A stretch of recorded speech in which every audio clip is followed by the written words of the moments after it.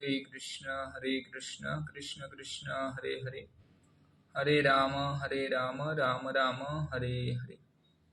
हरे कृष्ण. सर्वांचं स्वागत आहे आपल्या ब्रजमंडल परिक्रमा 11व्या दिवसाच्या क्लासमध्ये. तर कालच्या परिक्रमेमध्ये आपण बद्रीनाथमध्ये येऊन पोहोचलेलो आहोत. तर बद्रीनाथमध्ये कोणत्याही प्रकारचं त्या ठिकाणी गाव नाहीये किंवा वस्ती नाहीये. तर सर्वत्र त्या ठिकाणी डोंगर आहेत, पहाड आहेत, पर्वत आहेत आणि सुंदर असं स्थान आहे. पहा, त्या ठिकाणी नारायण ऋषींचं मंदिर आहे आणि सुंदर असं त्या ठिकाणी एक तप्तकुंड पण आहे. तर असं हे सुंदर स्थान त्या ठिकाणी आपला मुक्काम आहे. तर या ठिकाणी आपली परिक्रमा 3 दिवस राहते आणि त्या ठिकाणी त्या पर्वताची परिक्रमा केली जाते. तर अशा आज आपण त्या ठिकाणी परिक्रमा जे पर्वत आहे त्या पर्वताचं परिक्रमा करणार आहोत. तर त्याच्यामध्ये पहा, आपण लक्ष्मण झुला, ऋषिकेश लक्ष्मण झुला, त्रिवेणी संगम, हरी की पौडी, नरनारायण पर्वत, त्याच्यानंतर तपस्या कुंड, बद्रीनाथ मंदिर, योगमाया मंदिर, तर असे विशेष स्थानं आहेत. त्या स्थानांचं वर्णन आपण श्रवण करणार आहोत. तर आपण मंगलाचरण गाऊया. ओम ज्ञानतिमिरान्धस्य ज्ञानाञ्जनशलाकया चक्षुरुन्मिलितं येन तस्मै श्रीगुरवे नमः. श्रीचैतन्यमनोभीष्टं स्थापितं येन भूतले स्वयं रूप कदा मह्यं ददाति स्वपदान्तिकं. वन्देऽहं श्रीगुरो श्रीयुतपदकमलं श्रीगुरून् वैष्णवांश्च. श्रीरूपं साग्रजातं सहगण रघुनाथान्वितं तं सजीवं साद्वैतं सावधूतं परिजनसहितं कृष्णचैतन्यदेवं. श्रीराधा कृष्णपादान् सहगण ललिता श्रीविशाखान्वितांश्च. नमो विष्णुपादाय कृष्णप्रेष्ठाय भूतले श्रीमते भक्तिवेदान्त स्वामिनिति नामिने.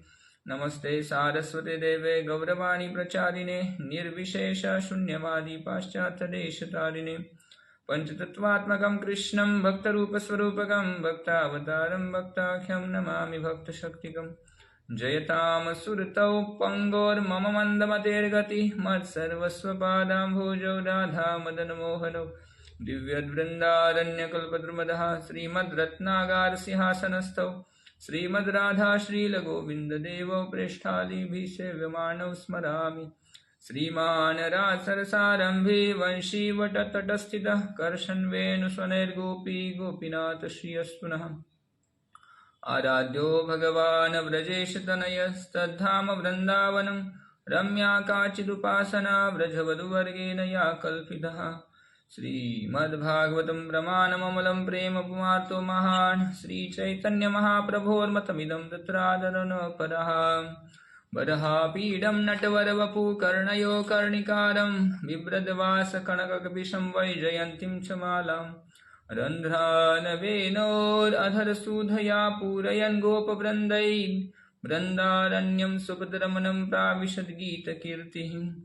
हन्तायमद्रिदबला हरिदासवर्यो यद्रामकृष्णचरणस्पर्शप्रमोदः. मानं तनोति सहगो गणयोस्तयोर्यत् पानीयसूयवसकन्दरकन्दमूलै. चिदानन्दभानो सदानन्दसूनो परप्रेमपात्री द्रवब्रह्मगात्री. अघानां लवित्री जगत्क्षेमधात्री पवित्री क्रियान्नो वपुर्मित्रपुत्री. वृन्दाटवी जयति कामगविसुरद्रु चिन्तामणिन् गणितानपि तुच्छवन्ति. श्रीशङ्करद्रुहिणमुख्यसुरेन्द्रवृन्द दुर्ज्ञेय दिव्यमहिमा एकरजः-कणेन.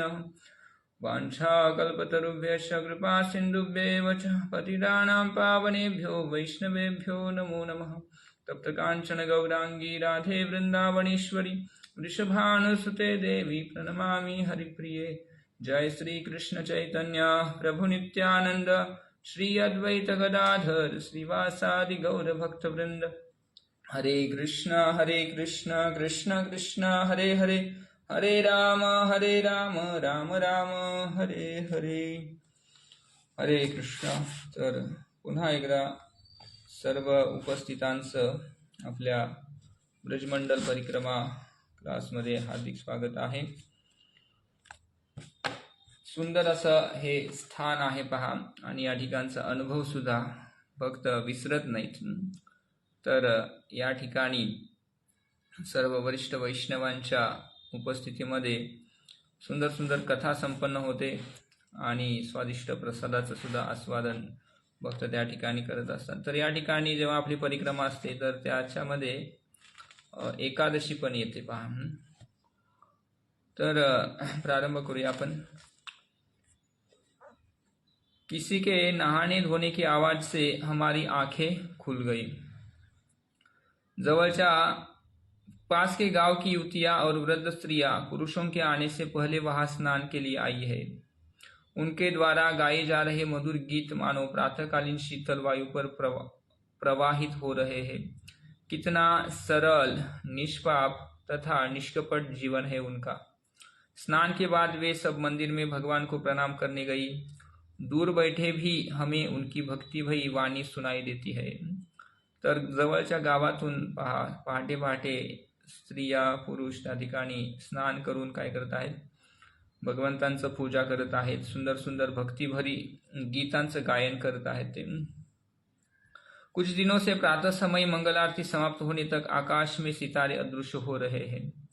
आदि बद्री में व्याप्त शांति तथा पर्वतों के शिखर से बहती वायु इस स्थान को एक आदर्श आध्यात्मिक स्वर्ग बनाती है. यहाँ यह समझना अत्यंत सरल हो जाता है कि विशाल प्रकृति के सामने हम कितने तुच्छ हैं. तर आपण कल्पना करू शकतो बघा, प्रकृती किंवा भगवंतांचं सृष्टी किती विशाल आणि किती विविधता आहे त्याच्यामध्ये. तर सर्व वेगवेगळ्या ठिकाणी आपण जातो तर प्रत्येक ठिकाणी विविधता आहे. प्रत्येक ठिकाणचं भाषा वेगळी आहे, प्रत्येक ठिकाणचा आहार वेगळा आहे, प्रत्येक ठिकाणी अलग अलग व्यवहार किंवा संस्कृती जी आहे ती थोडं फरक होत जातो आहे. आणि विशेषतः हे आहे पहा, भगवंतांनी कित्येक गोष्टी बनवलेल्या आहेत. मोठमोठे पर्वत बनवलेले आहेत, अनेक प्रकारचे वृक्ष बनवलेले आहेत, अनेक प्रकारची फळं बनवलेली आहेत, अनेक प्रकारची फुलं भगवंतांनी बनवलेली आहेत. अशा पद्धतीनं सृष्टीमध्ये एकदम एकसारखेपणा कुठंच नाहीये, सर्वत्र विविधता आहे. आणि जेव्हा आपण अशा पद्धतीनं हिमालयामध्ये जातो किंवा वेगवेगळ्या स्थानांचं आपण दर्शन करतो तर त्यावेळी आपल्या लक्षात येतं की भगवंतांनी बनवलेल्या या गोष्टी किती विशेष आहेत पहा. आणि आपण काहीतरी गोष्टी निर्माण करतो आणि त्या छोट्याशा गोष्टींच्या निर्मितीबद्दल आपल्याला खूप अहंकार असतो. पण जेव्हा आपण भगवंतांच्या सृष्टीमध्ये विचरण करतो आणि अशा पद्धतीचं प्राकृतिक सौंदर्य जे आहे ते आपण पाहिल्यानंतर खऱ्या अर्थानं काय होतं, आपला अहंकार नष्ट होतो. तर हिमालयामध्ये सुद्धा आपण जेव्हा जातो ते उंचच्या उंच ते पर्वत पाहिल्यानंतर, त्याचबरोबर त्या ठिकाणी जे सृष्टी आहे ती व्यवस्था आहे, आपण अशा पद्धतीनं स्वतः कृत्रिम पद्धतीनं कुठंही अशा पद्धतीचं निर्मिती करू शकत नाही. तर त्या ठिकाणी गेल्यावर आपलं काय होतं, भगवंतांवरचा विश्वास वाढतो आणि आपला अहंकार जो आहे तो कमी होत असतो.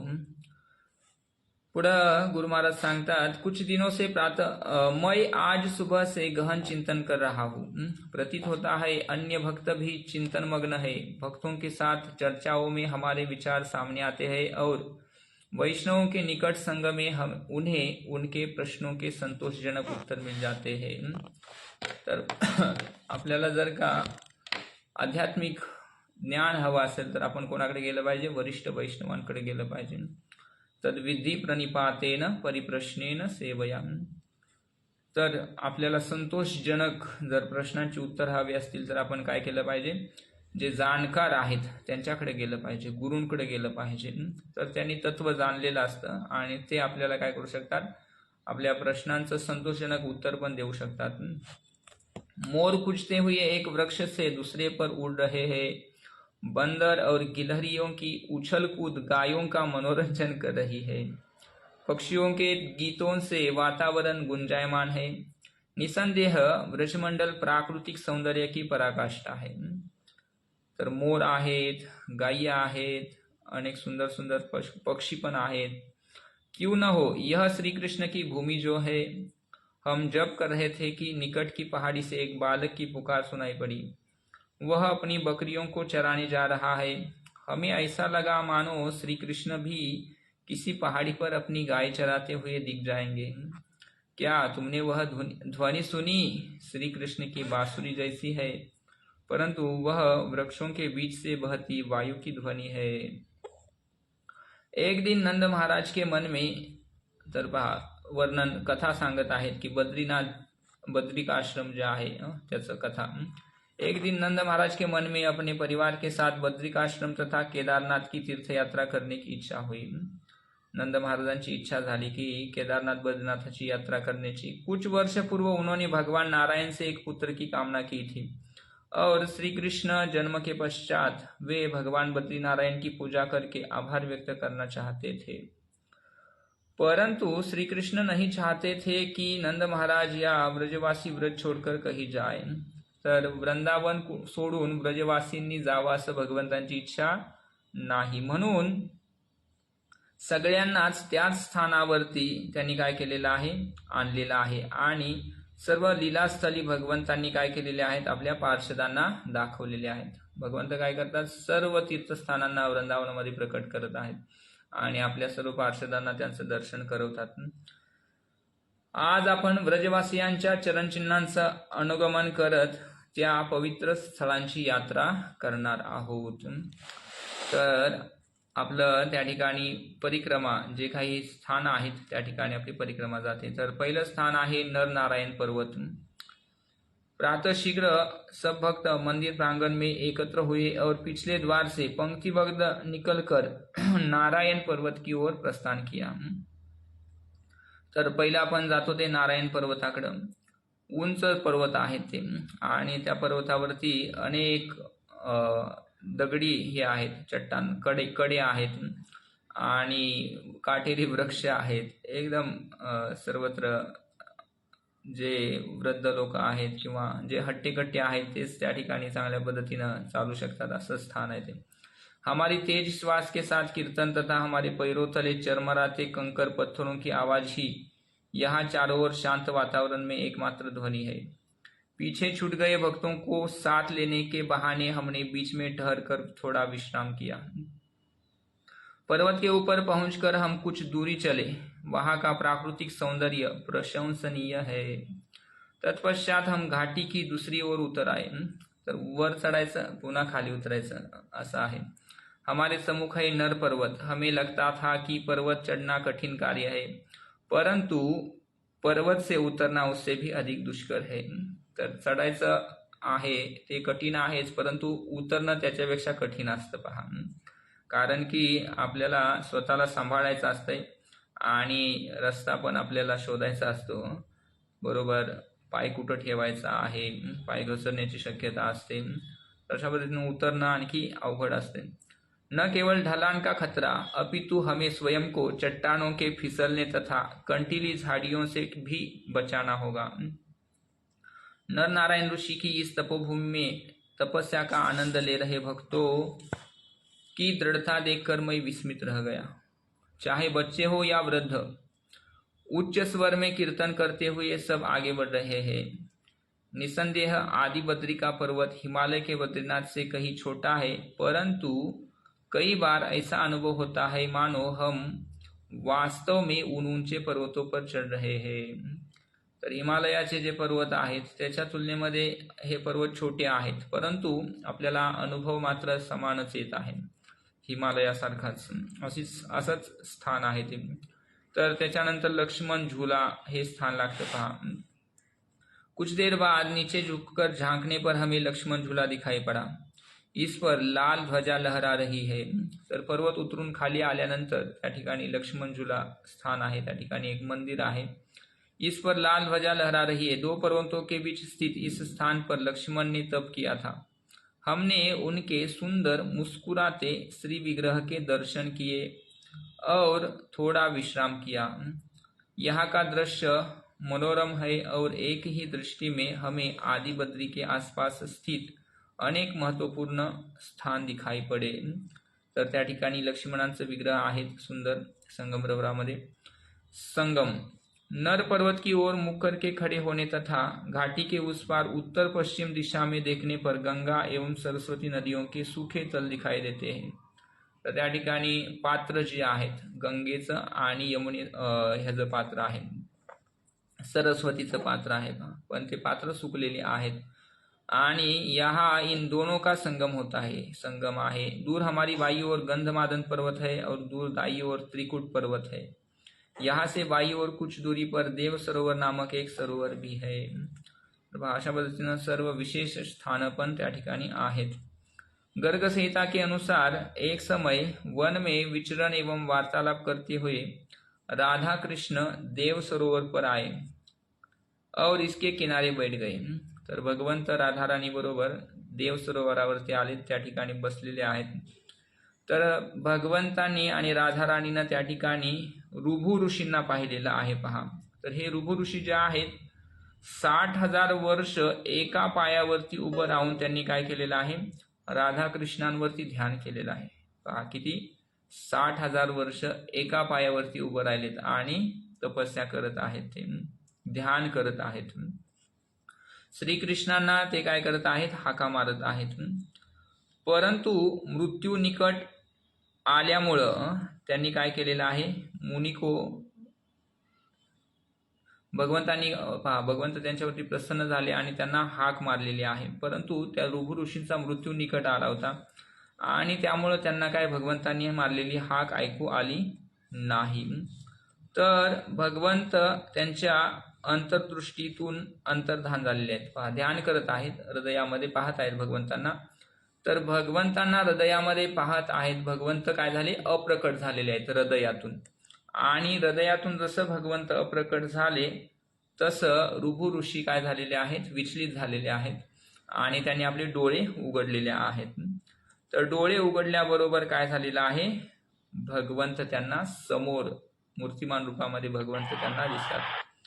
राधाकृष्ण त्यांच्या समोर उभे आहेत. पहा, आणि एवढं त्यांना आनंद झालेला आहे की त्यांनी भगवंतांची प्रदक्षिणा केलेली आहे आणि सुंदर अशी भगवंतांची स्तुती पण त्यांनी केलेली आहे.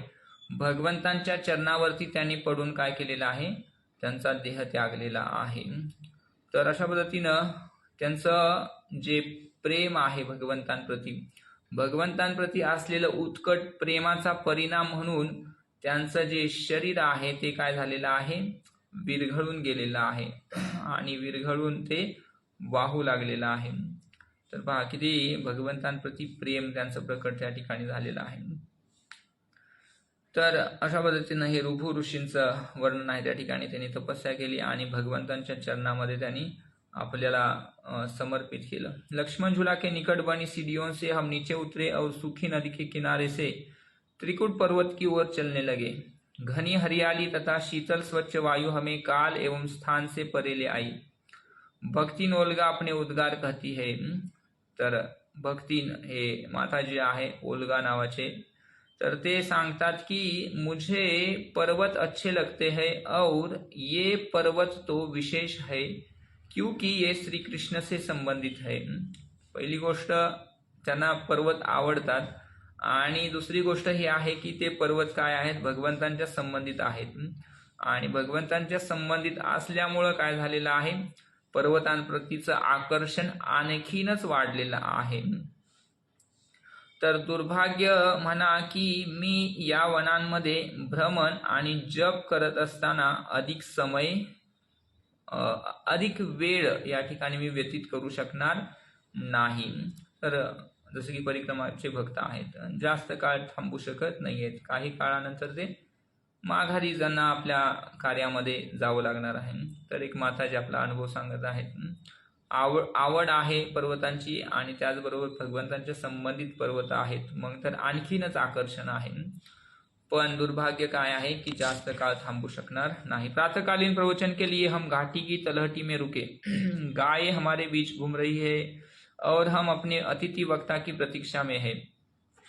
लगता है कि बद्रीनाथ परिक्रमा काफी लोकप्रिय है. प्रत्येक वर्ष जब हम यहाँ होते हैं दूर दूर से अनेक वरिष्ठ भक्त हमें अपना संग देने यहाँ आते हैं. इसलिए प्रायः प्रातःकालीन प्रवचन में अनेक वक्ता रहते हैं. इस वर्ष सुबक स्वामी, कदम्बकानंद स्वामी, भक्ति पुरुषोत्तम स्वामी एवं यशोमती नंदन प्रभु हमारे विशेष अतिथियों में से एक है। प्रतिवर्ष के समान दीनबंधु प्रभू भी अपने परिक्रमा दल के साथ यहाँ आए हैं। तर पहा, ही एक विशेषता परिक्रमेची असते की परिक्रमेमध्ये श्री प्रभुपादांचे अनेक वरिष्ठ शिष्य त्या ठिकाणी आपल्याला त्यांचा संघ प्राप्त होत असतो। जसे की पहा, सुबक स्वामी महाराज प्रभुपादांचे शिष्य आहेत, कदंबकानंद स्वामी महाराज, तर त्याचबरोबर भक्ती पुरुषोत्तम स्वामी महाराज आहेत, जयपताका महाराजांचे शिष्य। तर हे सर्व वरिष्ठ संन्यासी त्यांच्या मुखातून आपल्याला कथा ऐकायला भेटते। प्रायः बद्रीनाथ परिक्रमा के दिन राम एकादशी पड़ती है, रमा एकादशी। इस वर्ष भी यही हुआ। इस दिन हम चलने में कम समय तथा भगवान के विषय में श्रवण कीर्तन में अधिक समय बिताते हैं। उपवास दो शब्दों से मिलकर बना है। उप अर्थात निकट तथा वास अर्थात रहना। उपवास म्हणजे भगवंतांच्या जवळ राहणे। इस प्रकार उपवास का अर्थ हुआ भगवान के निकट रहना। उपवास चाहे अन्न से हो या जल से। शारीरिक मांगों की ओर कम ध्यान देना उपवास का आंशिक अर्थ होता है। उपवास का वास्तविक उद्देश्य है भक्तों के संग में श्रवण कीर्तन करके श्री कृष्ण के निकट आना। भगवान श्रवण कीर्तन द्वारा स्वयं को उजागर करते हैं और तब हम उनका स्मरण करके उनके निकटवास एवं उनके संग का आस्वादन कर सकते हैं। इसके लिए बद्रीनाथ अत्यंत अनुकूल स्थल है। तर त्या ठिकाणी आपण श्रवण करू शकतो, कीर्तन करू शकतो आणि भगवंतांच्या जवळ पण राहू शकतो। त्यामुळं ते स्थान जे आहे ते अनुकूल आहे। एक समय श्री नारद मुनी वैकुंठ गए। नारद मुनी वैकुंठाला गेले आणि त्या ठिकाणी नारदांनी लक्ष्मीला श्री नारायणांची सेवा करताना पाहिलेलं आहे। भगवंत समस्त प्रकारच्या ऐश्वर्यांचं आनंद त्या ठिकाणी घेत होते। असा विचार करून नारद मुनींनी त्यांना म्हटलं की भगवंता, मी जेव्हा पण येतो तेव्हा हेच दृश्य पाहतो। नारद मुनी काय म्हणतात भगवंताला की मी जेव्हा पण येतो तेव्हा हेच दृश्य पाहतो की तुम्ही काय करत आहात, एका शय्येवरती विश्राम करत आहात आणि लक्ष्मी तुमच्या चरण कमलांची सेवा करत आहे। तर भगवंत आराम करत आहेत, लक्ष्मी भगवंतांची सेवा करत आहे। तर मी जेव्हा संपूर्ण विश्वभरामध्ये तुमच्या महिमेचा प्रचार करायला जातो तेव्हा लोक मला विचारतात की तुम्ही काय करत आहात किंवा भगवंत काय वैकुंठामध्ये काय करत आहेत। तर तेव्हा नारद मुनी त्यांना काय उत्तर देतात की तुम्ही शय्येवरती वैकुंठामध्ये शय्येवरती आराम करत आहात आणि लक्ष्मी जी आहे तुमच्या चरण कमलांची सेवा करत आहे। तर आता नारद मुनी पुढे काय म्हणतात पहा, हे भगवान, तुम्हाला तुमच्या ऐश्वर्याचं उपभोग घेणं सर्वथा उचित आहे। भगवंत आहेत आणि भगवंतांचंच ऐश्वर्य आहे, तर भगवंत ऐश्वर्याचा उपभोग का घेऊ नये त्यांनी? तर हे काही चुकीचं नाहीये। पण भगवंता, तुम्ही पूर्ण पुरुषोत्तम भगवंत आहात, परंतु मी या गोष्टीमुळे चिंतित आहे की सामान्य लोक आपल्याकडून शिक्षा आणि कार्य दोन्हींचं पालन झालेलं पाहू इच्छितात। आपके कार्यों को सुनकर लोगों को वही करने की प्रेरणा मिलेगी। तर नारद मुनी म्हणतायत की तुम्ही सदैव अशा पद्धतीनं सर्व आरामदायी गोष्टी करत आहात, परंतु ह्याच्यातून लोकांना काय शिक्षा भेटणार? लोकांनी याच्यातून काय शिक्षा घ्यायची? तर लोकांसाठी काहीतरी शिक्षाप्रद असं काहीतरी कार्य तुमच्याकडून अपेक्षित आहे। तर अशा पद्धतीनं नारद मुनी त्यांना भगवंतांना म्हणत आहेत की तुमच्याकडून काहीतरी शिक्षा लोकांना भेटली पाहिजे।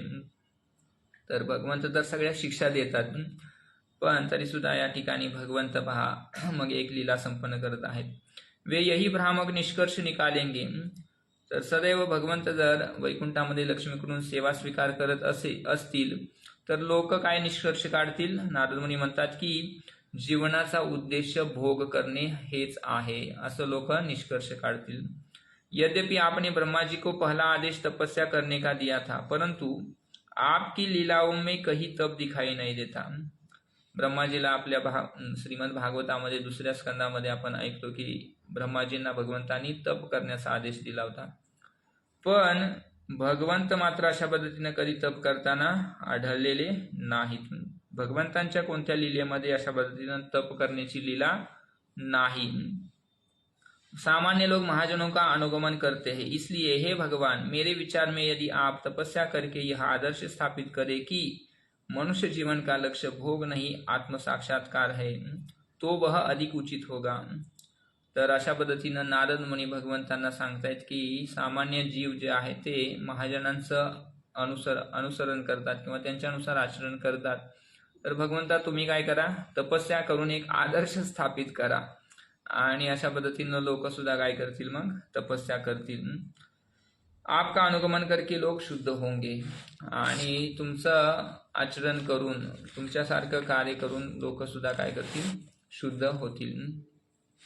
तर अशा पद्धतीनं पहा, नरनारायण जे आहेत ते त्या ठिकाणी तपस्या करण्यापाठीमागं हे लीला आहे. भगवान नारायण ने नारद मुनि के प्रस्ताव को गंभीरतापूर्वक सुना और उनका निवेदन स्वीकार कर लिया. उन्होंने लक्ष्मी देवी को कुछ समय नागलोक में रहने का सुझाव दिया. तर आता भगवंत तर तपस्या करणार आहेत, मग तेव्हा लक्ष्मीनं कुठे थांबायचं, म्हणून भगवंत लक्ष्मीला सांगतात तू काय कर, नागलोकामध्ये त्या ठिकाणी जाऊन राहा. उनकी अनुपस्थिति में तपस्या के लिए उचित स्थान खोजने लगे. सामान्यतया पर्वत, गुफाएं एवं वन के एकांत में तपस्या की जाती है. तर आता भगवंत काय करत आहेत, तपस्या करण्यासाठी एका स्थानाचा शोध घेत आहेत. यह विचार करके वे बद्रिकाश्रम आए. बद्रिकाश्रमामध्ये आले भगवंत. यहाँ के प्राकृतिक सौंदर्य को देखकर अत्यंत प्रसन्न हुए. भगवंतांना बद्रिकाश्रम आवडलं. त्या ठिकाणचं जे प्रकृती आहे, सौंदर्य आहे, ते भगवंतांना आवडलेलं आहे. आणि म्हणून पूर्व काल में यह स्थान केदारखंड नाम से जाना जाता था. तपस्या के लिए यह स्थान उन्हें अत्यधिक भाया, परंतु तर केदारखंड म्हणून त्याचं ओळख होती आणि भगवंतांना स्थान आवडलेलं आहे. परंतु एक समस्या आहे पहा. तर समस्या काय आहे की त्या ठिकाणी आधी कोणीतरी राहत आहे. तर ते कोण आहेत, भगवान शिवजी आणि पार्वती देवी त्या ठिकाणी राहून तपस्या करत होते. तर शिवजी आणि पार्वती रोज काय करायचे, प्रातःकाली तप्तकुंडामध्ये जाऊन त्या ठिकाणी, तप्तकुंड म्हणजे गरम पाण्याचे झरे आहेत त्या ठिकाणी, तर त्या तप्तकुंडामध्ये शिव पार्वती स्नान करायचे. आणि व्रजधामामध्ये तपस्या कुंडाचं जल जे आहे ते थंड आहे. जे वृंदावनामध्ये ब्रजमंडल परिक्रमेमध्ये तपस्या कुंड आहे ते थंड पाण्याचं आहे. परंतु जे हिमालयामध्ये जे बद्रिकाश्रम आहे, बद्री नारायण आहेत, त्या ठिकाणी जे तप्तकुंड आहे, तपस्या कुंड आहे, त्याच्यातलं पाणी जे आहे ते खूप गरम पाणी आहे. तर अशा पद्धतीनं शिव पार्वती त्या ठिकाणी स्नान करायचे आणि तपस्या करत होते. मग एक दिवस काय झालेलं आहे, त्या ठिकाणी जेव्हा शिव आणि पार्वती तपस्या कुंडामध्ये स्नान करून आपल्या आश्रमामध्ये येतात, तर त्या ठिकाणी काय झालेलं आहे, त्यांनी पाहिलं की एक छोटंसं बालक त्यांच्या त्या आश्रमामध्ये रडत आहे. खूप सुंदर असं ते बालक आहे पहा. आणि त्याला पाहून पार्वती तुरंत काय झालेले आहेत, आकर्षित झालेले आहेत आणि त्याच्याप्रती त्यांच्या हृदयामध्ये प्रेम उत्पन्न झालेलं आहे. माता पार्वती काय करते, त्या बाळाला उचलून घेते आणि त्याचं सर्व देखभाल करू लागते. पण शिवजींच्या मनामध्ये मात्र संशय आलेला आहे.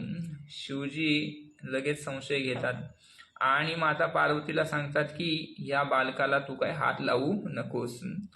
तर त्या ठिकाणी शिवजींना कल्पना आली की या बालकाबरोबर व्यवहार केल्यानंतर काहीतरी आपल्याला काय होऊ शकतं, समस्या निर्माण होऊ शकते आणि त्या समस्येला आपल्याला सामोरं जावं लागेल. त्यापेक्षा काय करावं, या बालकाला काय हात लावायला नको किंवा त्याच्याकडं लक्ष द्यायला नको. पण माता पार्वती स्त्री आहे, तिला वात्सल्य भाव, वात्सल्य प्रेम उत्पन्न झालेलं आहे आणि ती काय थांबवू शकली नाही स्वतःला. तिनं काय केलेलं आहे, त्या बालकाला घेतलेलं आहे आणि आपल्या आश्रमामध्ये त्या ठिकाणी एका स्थानावरती त्याला झोपवलेलं आहे. तर त्या स्थानावरती त्याला झोपवल्यानंतर पुन्हा जेव्हा शिवजी स्नान करण्यासाठी गेलेले आहेत, तर स्नान करून पुन्हा ते आले. तप्तकुंड में स्नान करके जब वे दोनों घर पहुंचे तो भीतर से द्वार बंद देखकर विस्मित रह गए. तर आता स्नान करून आले. तर स्नान करून आल्यानंतर त्यांनी पाहिलं की आपल्या जे आश्रम आहे त्याचा दरवाजा आतून बंद झालेला आहे. एवढंच नाही तर त्या ठिकाणी जे स्थान होतं त्यांनी ते जे शिशू त्या ठिकाणी सोडलं होता ते कोण आहे? साक्षात नारायण भगवंत आहेत. भगवंत त्या ठिकाणी त्या आसनावरती झोपलेले त्यांनी पाहिलं. आता भगवंत हसून काय म्हणतात पहा. भगवंतांनी शिवजींना आणि पार्वतींना सांगितलं की मला हे स्थान अतिशय आवडलेलं आहे आणि मी या ठिकाणी राहून तपस्या करू इच्छितो. आणि तुम्ही काय करा, आता हे स्थान सोडून तुमच्यासाठी स्वतःसाठी तुम्ही दुसऱ्या स्थानाचा शोध घ्या पहा. तर अशा पद्धतीनं शिव पार्वतीला भगवंत सांगत आहेत, मी काय आता इथून जाणार नाही, तुम्ही तुमच्यासाठी दुसरं स्थान शोधा. शिवजी ने पार्वती को उनकी बात न सुनने के लिए डांटा. तर शिवजी माता पार्वतीला रागावतात. तरी मी सांगितलं होतं की तू अशा पद्धतीने त्या बालकाला काय घेऊ नको. तब शिवजी वहां से केदारनाथ चले गए. तर पहिल्यांदा शिवजी कुठं होते? बद्रीनाथ मध्ये होते पहा. पण भगवंतांना ते स्थान आवडलं. भगवंत त्या ठिकाणी राहायला आले तपस्या करण्यासाठी आणि शिवजींना म्हणले तुम्ही दुसरीकडे जा. तर शिवजी मग त्या ठिकाणावरून केदारनाथ मध्ये आलेले आहेत. केदारनाथ भी हिमालय में ही स्थित आहे. कल हम ब्रज केदारनाथ जाएंगे. तर हिमालयामध्ये केदार आहे, तेच केदारनाथ व्रजमंडल परिक्रमेमध्ये पण आहे.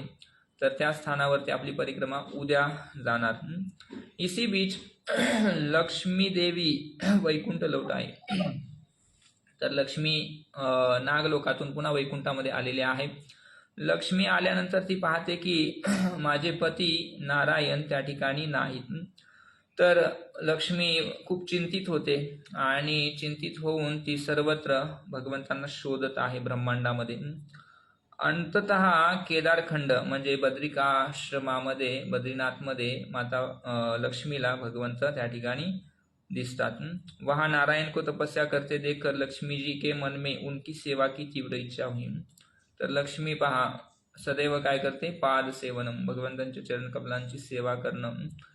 तर लक्ष्मीला भगवंतांची सेवा करण्याची तीव्र इच्छा झालेली आहे, परंतु काय करायचं तिला समजलं नाही. कशी सेवा करू मी?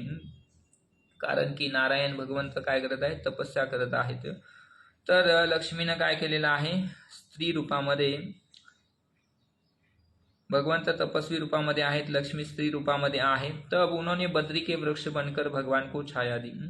तर भगवंत तपस्या करत असताना माता लक्ष्मी काय झाले? बद्रीचा वृक्ष बनले. बद्री म्हणजे बोराचं झाड बनलेले आहे माता लक्ष्मी. यही से बद्री नारायण नाम की उत्पत्ती हुई. आणि याच प्रसंगावरून, या लीलेवरून काय झालेलं आहे? बद्री नारायण असं नाव त्या ठिकाणी भगवंतांचं पडलेलं आहे. बद्री जे आहे ते बोराचं वृक्ष झालेले आहे माता लक्ष्मी आणि भगवंत नारायण. तर अशा पद्धतीनं बद्री नारायण. ब्रज बद्रीनाथ से लौटते समय हमारी बाई और हरिद्वार एवं हर की पौड़ी भी है. तर त्या ठिकाणी जसं की हिमालयामध्ये जाताना आपल्याला पहिल्यांदा हरिद्वार लागतं. तर हरिद्वारमध्ये काय आहे? हरी की पौडी म्हणतात. तर हरिद्वारमध्ये हे स्थान आहे. तर हे स्थान आपल्या व्रज परिक्रमेच्या बद्रीनाथमध्ये पण ते आहे. हरिद्वार हिमालय की तलहटी में है और हर की पौड़ी हरिद्वार का सर्वप्रमुख स्थल है. हम दाएं मुड़े और नर नारायण मंदिर की ओर चल दिए. तर भगवंतांनी हर की पौड़ी म्हणजे भगवंतांचं जे टाच आहे ते टाच आहे. तर त्या स्थानावरती भगवंतांनी आपल्या टाचेचा स्पर्श केला होता. तर हरी की एडी असा आहे, परंतु ते अपभ्रंश होऊन काय झालेलं आहे? हरी की पौडी असं झालेलं आहे. हरी की एडी, एडी म्हणजे हिंदी शब्द आहे ना, तर एडी म्हणजे काय? टाच. आणि टाचेचा स्पर्श ज्या ठिकाणी भगवंतांनी केला होता तर ते स्थान आहे हरी की एडी. तर पण अपभ्रंशामुळं हरी की पौड़ी असं म्हटलं जातं. योग माया मंदिर. नर नारायण मंदिर जाने से पहले हमारा अंतिम पड़ाव योग माया मंदिर. योग माया को दंडवत प्रणाम करके हमने उनसे आश्रय की याचना की, जिससे हम सेवा द्वारा श्री कृष्ण को पूर्ण संतुष्ट कर सके. भगवद गीता 7वां अध्याय 25वां श्लोक में श्री कृष्ण कहते हैं कि वे योग माया समावृता है, अर्थात अपनी योग माया द्वारा आच्छादित है. तर भगवंत सर्वांना प्रकट होत नाहीत. भगवंत जे त्यांचे भक्त आहेत त्यांनाच केवळ प्रकट होतात. बाकीच्यांसाठी ते काय आहेत? योग माया द्वारे आवृत्त आहेत। मंदिर प्रांगण में पहुंचे तो कुछ पुरुष भक्त तपस्या कुंड में जल क्रीड़ा का आनंद लेने लगे। आज एकादशी है और हमने नाश्ते से उपवास किया। प्रसाद दोपहर 1 बजे होगा। अन्न के बिना भी विभिन्न स्वादिष्ट व्यंजन बने हैं। शामा खिचड़ी, पनीर सब्जी, आलू चिप्स, फ्रूट सलाड, चटनी, पकोडे, शामा चावल की खीर और सिंघाडे की पुरी। एकादशी आहे पण एकादशीच्या दिवशी सुद्धा एवढे सर्व स्वादिष्ट व्यंजन त्या ठिकाणी बनवले जातात। भगवान ने वन के बीच हमें इतना भव्य भोज प्रदान कर दिया। एक भक्त ने टिप्पणी की, तपस्या करने का इतना फल। दुसरे ने भी पलट कर कहा, प्रभु यही तो है युक्त वैराग्य। तर अशा पद्धतीनं तपस्या केल्याचं एवढं फळ असतंय का म्हणे। तर म्हणतात की हेच तर खरं काय आहे, युक्त वैराग्य आहे। युक्त वैराग्य म्हणजे काय, सर्व काही भगवंतांच्यासाठी करणं। तर जे काही आहे कोणाचं आहे, भगवंतांचं आहे आणि भगवंतांचं आहे हे जाणून काय करायचं आहे, भगवंतांच्या सेवेमध्ये लावायचं आहे आणि भगवंतांच्या सेवेत लावल्यानंतर आपण त्या गोष्टीचा स्वीकार करू शकतो। याला युक्त वैराग्य म्हटलेलं आहे। आणि फाल्गु वैराग्य काय आहे, लोक समजतात की सर्व काही माया आहे आणि माया समजून सर्व गोष्टींचा लोक त्याग करतात, परंतु खऱ्या अर्थानं ते वास्तविक वैराग्य नाहीये। सर्व गोष्टी ज्या आहेत त्या भगवंतांच्या संबंधित आहेत, माया नाहीये। भगवंतांच्या संबंधित पाहायचं आहे आणि भगवंतांच्या सेवेमध्ये लावायचं आहे आणि त्याचा जेव्हा आपण स्वीकार करतो तर ते खरं वैराग्य आहे। परिक्रमा, साधा जीवन उच्च विचार, सिंपल लिव्हिंग हाय थिंकिंग, साधी राहणी उच्च विचारसरणी या सिद्धांतावरती आधारित आहे। हजारों मील की यात्रा करके परिक्रमा में भाग लेने आए भक्तों ने कभी कल्पना नहीं की होगी कि उनका जीवन कभी इतना साधा भी हो सकता है। तर विदेशातून काही लोक आलेले आहेत किंवा भारतातल्या अलग अलग भागातून काही लोक आलेले आहेत आणि खूप उच्चतर जीवनयापन करणारी लोक आहेत। ते कधी कल्पना करू शकत नाहीत की त्या ठिकाणी गेल्यानंतर आपण एवढं सिंपल जीवन जगू शकू। यहाँ का पानी अब तक का सबसे कठोर पानी रहा है, जिससे हमारे वस्त्र फीके पड़ने लगे। हम खुले आसमान के नीचे हरि हरि हरे कृष्ण कृष्ण कृष्ण हरे हरे, हरे राम राम राम हरे हरे, हरे कृष्ण कृष्ण कृष्ण हरे हरे, हरे राम राम राम हरे हरे, हरे कृष्ण कृष्ण कृष्ण हरे हरे, हरे राम राम राम हरे हरे। तर गुरु महाराज सांगतात की त्या ठिकाणचं पाणी जे आहे ते खूप कठोर आहे, कारण की कपडे जे आहेत ते त्या ठिकाणच्या पाण्यामुळे काय होत आहे, कलर त्यांचा जात आहे। हैंडपंप के चारों ओर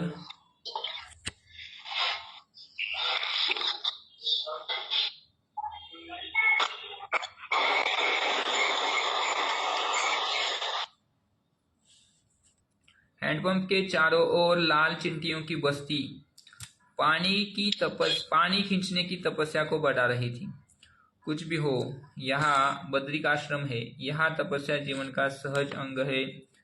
श्रील प्रभुपाद लिखते हैं कि उच्च लक्ष्य हेतु स्वेच्छा से शारीरिक असुविधाओं को सहन करना तपस्या है। तर पहा तपस्येचा अर्थ काय आहे पहा, खऱ्या अर्थानं तपस्या ती आहे ज्यामुळं आपलं भगवंतांशी संबंध दृढतेनं स्थापित होऊ शकतात। म्हणजेच काय, तर आपण जे पण कार्यांचा उपयोग करून इंद्रिय तृप्ती करतो, जे आपण कार्यांमध्ये किंवा वेगवेगळ्या सुविधांचा आपण उपभोग घेतो, तर अशा सुविधांचा उपभोग घेत असताना काय होतं, आपला वेळ पण वाया जातो। जसं की आपण एखादा व्यक्ती 3 वेळा जेवण करत आहे, तर 3 वेळा जेवण करत आहे म्हणजे काय होत आहे, त्याचा तेवढा वेळ पण त्याला आहार ग्रहण करण्यासाठी जातो। पण तपस्या म्हणजे काय, 3 वेळा जेवण न करता 2 वेळाच जेवण करणं आणि 1 वेळचा जो जेवणाचा वेळ आहे तो वाचून त्याचं काय करणं, भक्तिमय कार्यामध्ये लावणं। तर याला खरं तपस्या म्हटलेलं आहे। आपण शारीरिक तपस्या करतो परंतु भक्तिमय कार्य करत नाही त्यावेळी, तर ते मग खरं तपस्या नाहीये। तपस्या जी आहे त्याचा उद्देश आहे वेळ वाचवणं आणि भगवंतांची भक्तिमय कार्य जास्त करणं, वेळ वाचून जास्त नामजप करणं, जास्त सेवा करणं, जास्त श्रवण करणं, जास्त प्रचार करणं, तर ही खरी तपस्या आहे. चतुर्भुज दास कहते हैं, घर पर मेरा जीवन आरामदायक है, मैं सदैव बिस्तर पर सोता हूँ.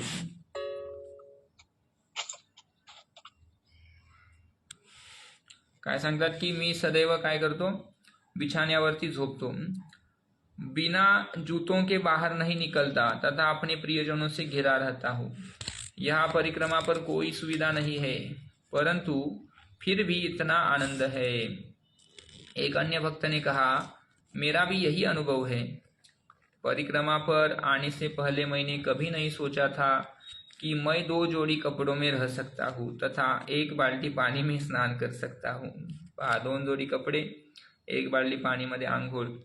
अब मैं समझा कि ठंडे पानी में नहाने से कोई मरता नहीं और कठोर भूमि पर भी अच्छी नींद आ सकती है. तर थंड पाण्यानं आंघोळ केल्यावरती कोण मरत नाही किंवा जमिनीवरती झोपल्यावरती सुद्धा झोप येत नाही असं नाही, हे मी आता